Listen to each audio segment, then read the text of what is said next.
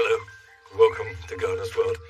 This time of year, I always spend some time every day deadheading because not only does it enable the plant to regenerate better than anything else, keep deadheading any flowers that are past their best and new ones will keep coming.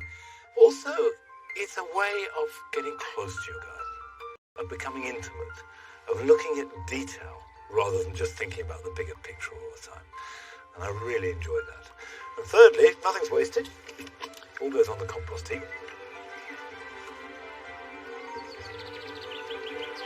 This week we meet Jenny Morgan, who started entering her sweet peas into competition just last year. And we've been to find out how she prepares for a big show. What they'd be looking for is having 4 blooms very close together. They like the petals presented all forward. I call it just dressing them up a bit. It's 20 years now since the death of Jeff Hamilton, the great and much loved presenter of Gardener's World. Adam Frost began his horticultural career working with Jeff at his garden at Barnsdale. So we asked him to go back there to celebrate Jeff's legacy. There was one thing that I really remember Jeff for. It was the way that he used to go off, get inspiration, and then come home and show you how to do something on the cheap. And this, for me, the Artisans College Garden encapsulates everything that he was about. And I shall be celebrating cannas, giving you the secrets of how to make perfect garden compost.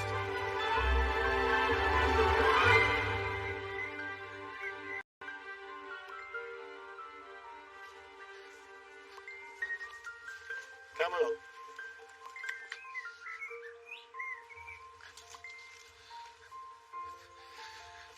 This is a rambler rose, Felicity et Perpetuae, and it's coming to the end of what was a lovely display.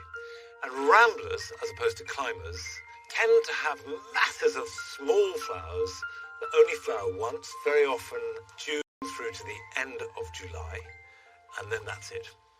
And the other differential from climbers is that they produce their flowers on last year's growth.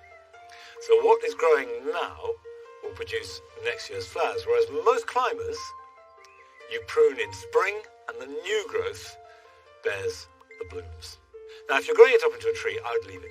Don't. Clearly, it's getting in the way. It's a bit thorny. So the first thing I need to do is to tidy it up for human access, and then I need to think about what's best for the plant. Now, when you do prune a rambler, it's a good idea to go right down to the base of the plant and remove the whole stem. So come in here and cut that. Right, that's gone. And by cutting it hard, you will stimulate new shoots.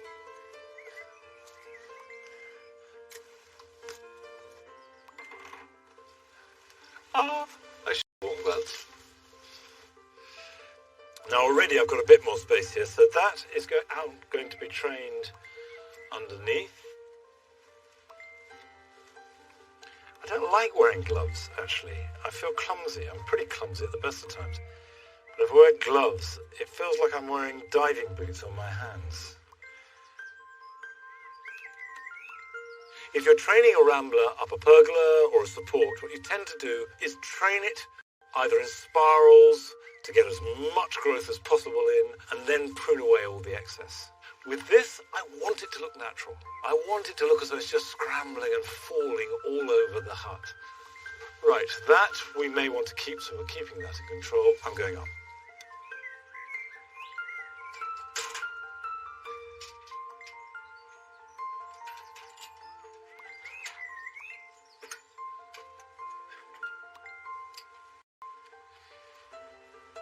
With a rambling rose in particular, what you're looking for is a tracery covering the support or the surface that you want to hide. And what you want to avoid is an overlap of whippy branches. And sometimes you can have a layer of 2, 3, 4 or 5 branches almost on top of each other. So the idea up here is to space them out as best as possible. And if I can't space them out, prune them out. And as for the dead flowers, they do look a bit unsightly at this stage, but they will be followed by hips.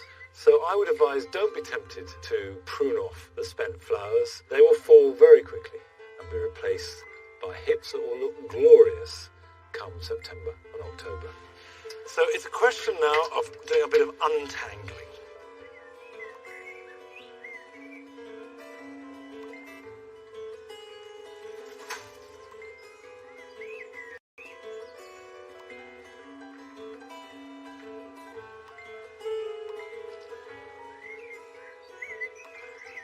I think that's enough.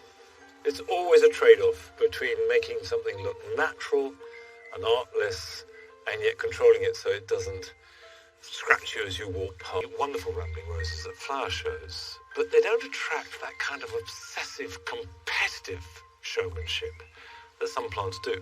Dahlias, vegetables, sweet peas, particularly sweet peas for some reason. And we went to meet Jenny Morgan in Abergavenny, who started showing her sweet peas just a year ago and already is doing very well. My father always had a row of sweet peas in the vegetable garden at home. He always thought his runner beans pollinated better if he had a row of sweet peas for the bees. I just love them. I love the perfume, and I love all the different colours. And somebody once told me that you're not growing flowers, you're growing bunches of smiles. In the garden we've got 7 rows of sweet peas which are grown on the cordon method, and there's 6 different colours. We've got some dwarf sweet peas and we've got some semi-dwarf sweet peas in pots, and we've got some annuals which are grown up on an arch like a hedge. I was talked into entering the Royal Welsh show in the amateur section in 2012. I won first prize, so I was very pleased with that, and did it again last year in the open class, and I won the 3 vase class, and I won the bronze medal, so I was very pleased. We've got the Royal Welsh show next week. I'll pick in the morning, I'll pick everything I've got, and then do an elimination process really. I'll start at the first class that I really want to go for, and work my way down until I've got nothing left. The maintenance we do for cordon varieties is to take one single stem up the cane. Gives a lot of strength in the plant by taking the side shoot out, and then this tendril that comes off, I'll snip that off, because if it goes too far you will find that it'll just tangle around the next bloom and probably make the stem a little bit crooked. They're fed once a week with like a tomato food. We don't need to water them on a daily basis. The preparation of the soil helps because we get a lot of farmyard manure into it, which means that it does retain the water. To tie the sweet peas, I use a taping machine. It's so much easier than using all the wire clips. We just sort of bring the stem to the back of the cane, put the tape around, and just clip it round. This stem wouldn't look very good in the vase because it wouldn't stand straight. So what we'll do is when we pick that, we'll straighten the stem. There is an art to that which Lewis is very good at, so then it would be a straight stem like that which would look perfect in the vase. What they'd be looking for is how forward. I call it just dressing them up a bit. Because the sweet peas took over more here, we decided that we put our name down for an allotment. That's given us a chance to grow all our veg plus another 4 rows of sweet peas. The allotment gives us a backup, and obviously it is different soil, so we're just sort of seeing how they do there compared to here. I'm really pleased with the allotment sweet peas at the moment. They've really come onto their own the last fortnight, mainly because they were later and so they've not been through the bad weather that we've had early on in the season. This is Gardener's Jubilee, the sweet pea that was bred by Andrew Bean. I like it because it really is a pure white, and it's quite hard to get a pure white without any blemishes on it. It's all formed together, and I think it looks nice with the dark green stem. I think I'll be taking these to the Royal Welsh. I've just found this. It's actually called Just Jenny. It's got 5 blooms on it, but it's had a little bit of damage on the petals, probably from the wind and the heavy shower we had the other day. The blemishes are just on the edge, and Because of the dark colour, it will just show the whiter edges where the damage is.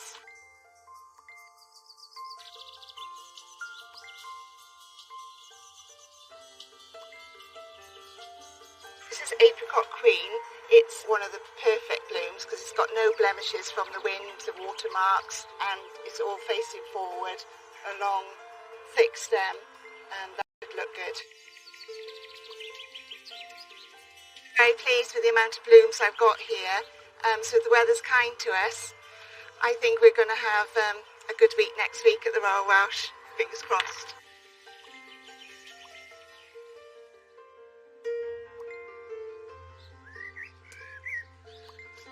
Jenny did really well. Again, she came second in 4 different categories at the Royal Welsh Show. Now, if sweet peas are quintessentially gentle English plants, cannas are robust, not to say rumbustuous, South American plants. If cannas dance, they do the samba. And I love them and use them a lot here in the Jewel Garden because they do give you this wonderfully intense foliage. But the canna, given a little bit of heat, will reliably flower.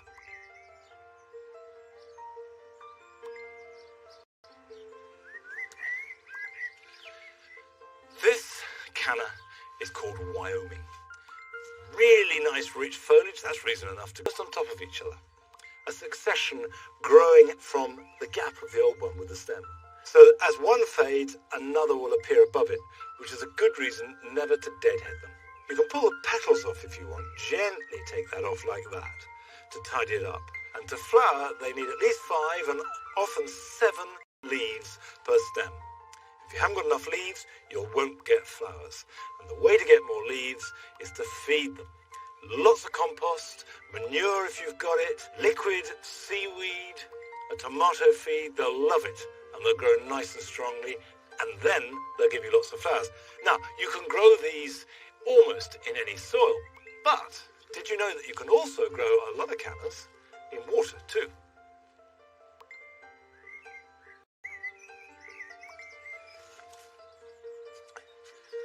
Whilst almost any canna can be potted up and put in 4 to 6 inches of water, and it will be quite happy for a summer, a few have evolved to thrive in water. Water is their natural habitat, and they stem from one type, which is canna glauca, and that's the clue to what they look like. I've got one here called Erebus, and they have these very grey-blue leaves with pink flowers, and the flowers are distinctly spidery compared to some of the other cannas. But, of course, they make fantastically dramatic plants for a pond, and they're very easy to grow. What you do need is an aquatic planter. You buy these and they have holes in the side, and that's because the roots need to get out into the water. And I've got here soil which is from our turf stack. Heavy clay-based garden soil is ideal. Now, if you don't have heavy clay soil and it's sandy or light, then use aquatic compost. Now, I open this up.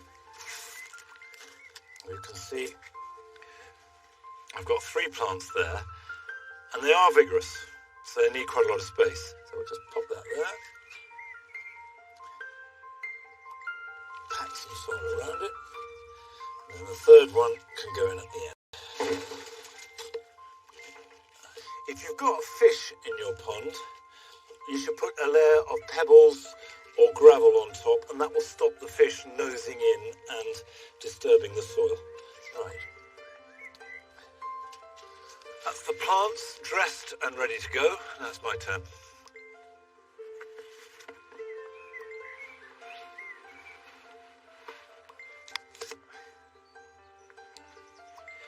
Now, in theory, all I have to do is just plonk this in the water. In practice, spot first.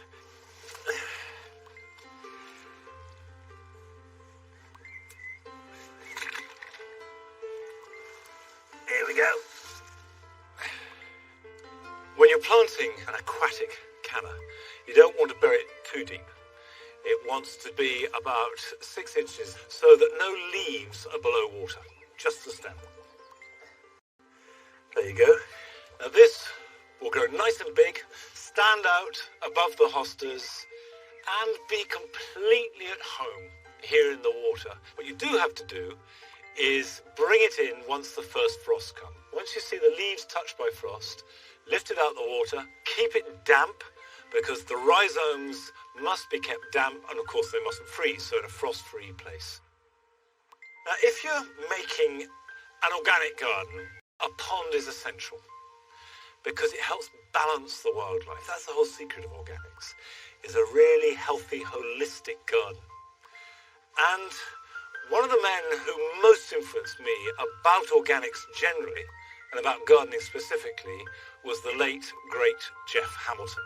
Now, Jeff died 20 years ago, and he was a great influence on so many of us, but in particular on Adam Frost, because Adam had one of his first gardening jobs at Barnsdale under Jeff's tutelage.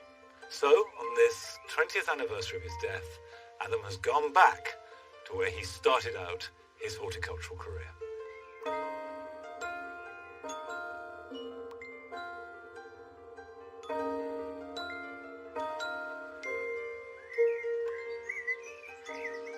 Could you imagine at 21 years old getting a job for Jeff Hamilton, presenter on Gardener's World at Barnsdale Gardens? And I can remember the first day that I turned up for work, and I was actually shaking. I was totally in awe of this man that I used to watch on a Friday night, and the way that he sort of used to inspire a nation to garden. And looking back, to think the effect that he's had on my life is absolutely amazing.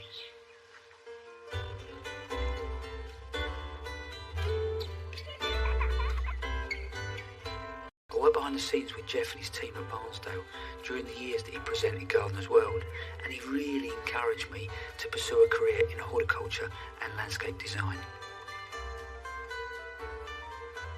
If there was one thing that I really remember Jeff for, it was the way that he used to go off, get inspiration, and then come home and show you how to do something on the cheap. For me, that's what gardening is all about, getting out, having a go, and sometimes making something out of nothing. And it was about, we've got things in the corner, like his compost beehives, so many people remember those. And the timetable, this lovely little table with his times planted in it. But also the plants that he loved. He'd see a space in a border and he'd say, I'll put something in there. And you'd say to Jeff, I'm not sure it'll go in there.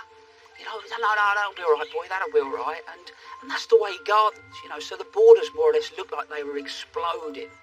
And the plants that he loved, really, were good value plants, hard-working plants, plants that maybe were growing more than one condition. He always wanted to save you just those few quid, and those ideas, where did they come from? I mean, look at this, a bullcock on an obelisk. I mean, when would you look inside the top of your toilet and actually decide that that was going to look great on top of an obelisk?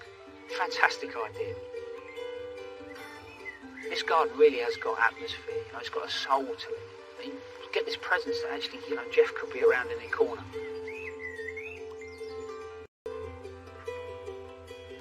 During my time working at Barnsdale, I became close to the family, but especially with Nick Hamilton, Jeff's son, who I've stayed mates with for years. Hello, mate.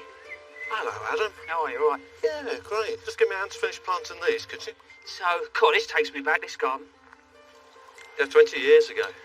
Yeah, the old Koi rock, wow. I tell you what, these old rocks look good, but don't you remember when he actually did it? We thought he'd gone absolutely barking mad. Yeah, well, he was of an age, wasn't he? For the past few months, I've been experimenting with artificial rock. To be fair, the first ones, when they came out, they looked more like cowpats, didn't they? Yeah, they wouldn't have looked amiss in the field next door, would they? Oh, no, they wouldn't. But, I mean, there was a serious side to why he did it.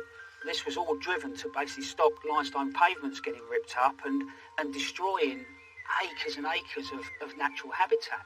Well, that was the important thing. It wasn't so much the limestone, it was the habitat that created. Yeah. He was so many years ahead of his time, and just a fantastic visionary.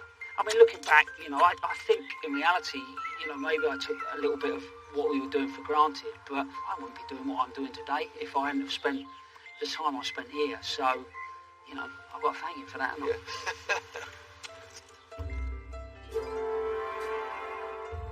Jeff's influences and ideas are clear in all the different gardens, but there's one that I'm particularly fond of.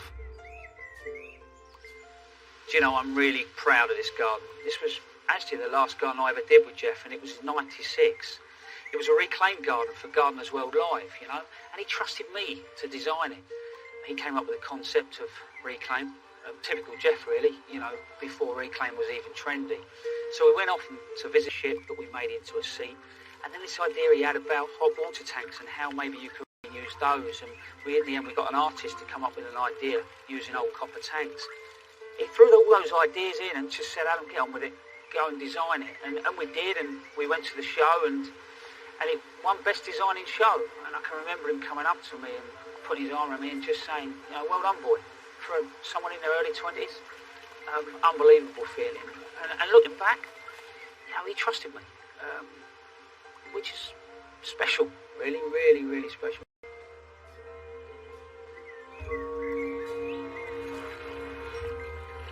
My television debut was helping Jeff plant a big Acer in the town paradise garden, and it's always a place at Barnsdale that I like to return to.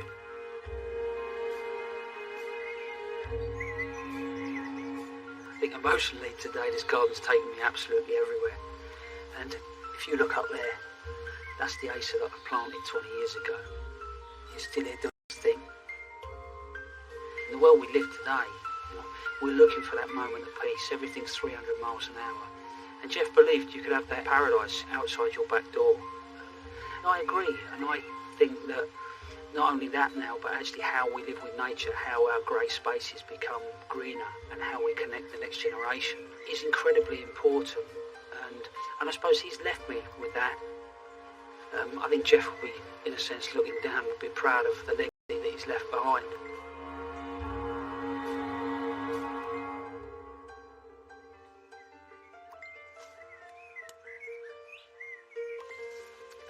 You can visit Barnsdale. It's open every day, and if you're an RHS member, you'll get in free. Now, I said that a pond is really important to a healthy organic garden. And if a pond is good, then an effective compost heap is absolutely essential.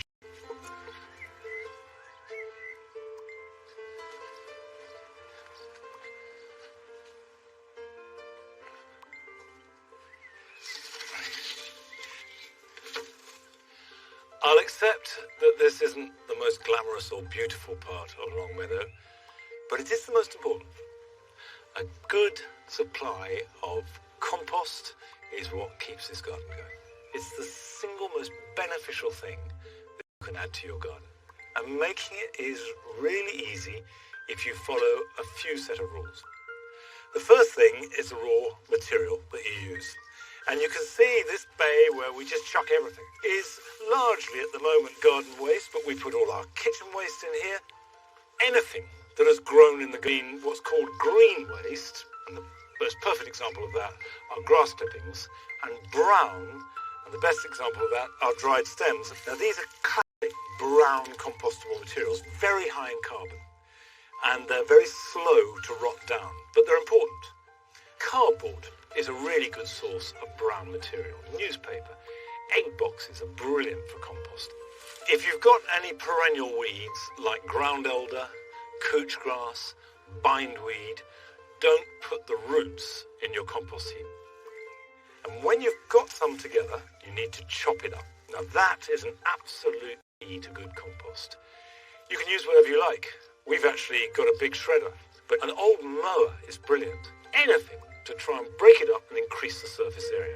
And then when you've done that, you can go on to the next stage. The chopped material comes into this first bay and just mounds up. And it is important that it's all mixed up well. It hasn't become what we recognise as compost, but bacteria is eating it and digesting it. So this builds up. And when it's full, we turn all of that into here. Now you can see it's becoming wet and squidgy and horrible. Now for a lot of people, and the smell's pretty horrible too, a lot of people, that's the compost they make. And that's because it's anaerobic. It hasn't got enough air in there and the bacteria can't work. So turning that is going to be very, very important. And that will stay in there at this time of year for no more than 5 weeks. In winter, it could be as long as 5 months. And so when it's turned again, it's starting to look a bit more like compost. You could put this around trees and shrubs and it'd be fine, but that will stay and before it gets turned again to here. And what you have now is lovely, sweet smelling, and it does smell sweet, clean compost. It's nice to handle and it's ready for use. And if I fertile in there and pull it up, I probably can find some worms that don't like to be too near the surface. If I come in here, right, there they are. Do you see, these are the browning worms that love this stage of the compost. They're particularly red. You only find them in the compost heap, you won't find them in the ground. And again, they digest it, and that's how you make compost.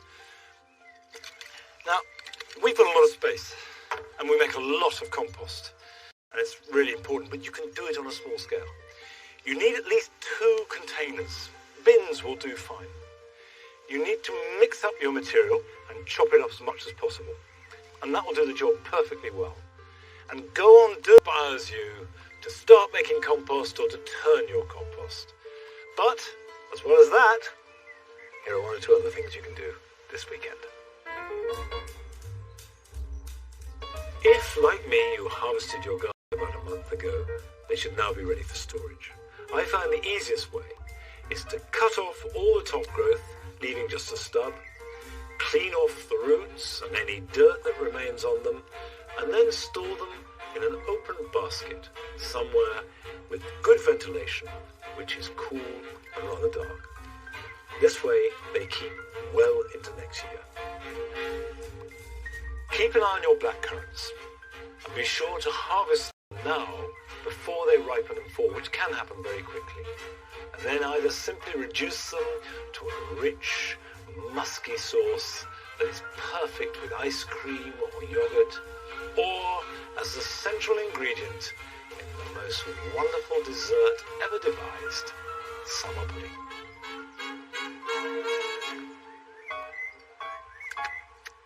Come on.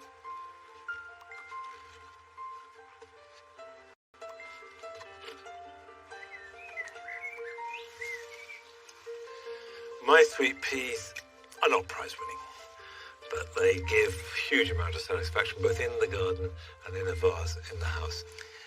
And of course, if you're going on a holiday, pick them all and give them away. Now, that is the end of today's programme. I'll see you back here at Longmeadow next Friday. Till then, bye-bye.